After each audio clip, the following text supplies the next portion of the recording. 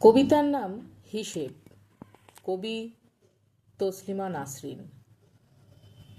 কতটুকু ভালোবাসা দিলে, কতরা গোলাপ দিলে, কতটুকু সময়, কতটা সমুদ্র দিলে, কটি নির্ঘুম রাত দিলে, কফোঁটা জল দিলে চোখের, সব যেদিন ভীষণ আবেগে শোনাচ্ছিলে আমাকে, বোঝাতে চাইছিলে আমাকে খুব ভালোবাসো।